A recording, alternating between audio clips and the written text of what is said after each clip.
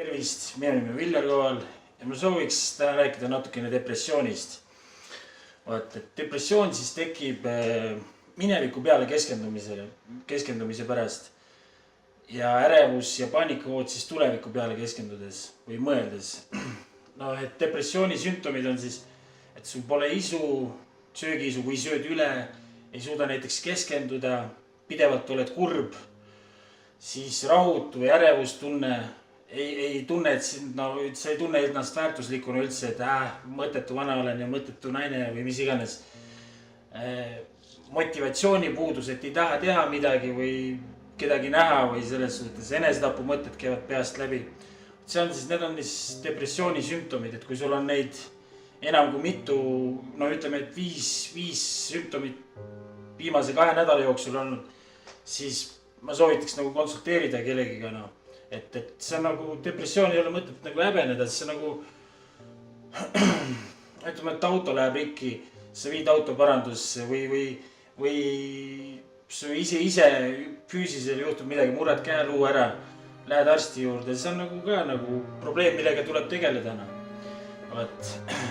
Ja nagu ma ütlesin, et see on siis mineviku peale mõtlemine, et su minevikus juhtus midagi või need asjad kokku panna, siis see tekitab depressiooni. Esiteks, mis ma soovitaks teha, on eraldada probleemid, mis on tervisega seotud, mis rahaga seotud, mis perega seotud, mis üldse, et nad ei oleks nii üleküllavad sul. Selgusele, mis asi sind täpselt häirib. Vaadake, tunded on mina kirjeldaks või mõtlen niimoodi, et autos armatuuris need tuled, et kui läheb roheline tuli on okei, läheb kollane tuli põlema, punane tuli. Et need on märguanded, et sul on vaja tegutseda, need on tegutsemismärguanded. Et näed, sinna taob midagi sisse, siin on punane, selle probleemiga õli vaja vahetada või mootor üle kuumeneda, mis iganes. Et sellega on vaja tegeleda, et jää seisma, mõtle. Ja selles suhtes, et need on ainult su mõtted, et nad ei saa sulle liiga teha, ära mõtle. Kui sa inimene alateadvus ei tee vahet, kas see juhtub päriselt või ilmsi.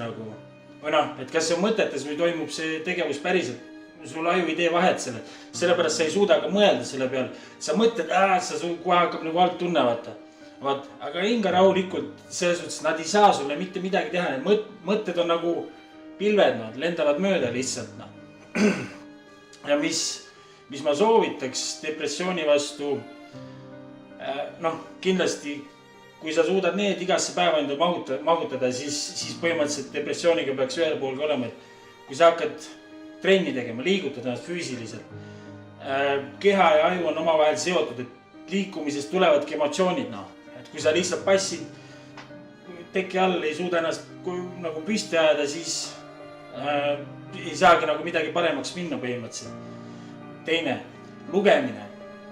Et õpid midagi uut, hoiad tegevuses ennast, sul ei ole aega mõelda selle peale. Siis mediteerimine.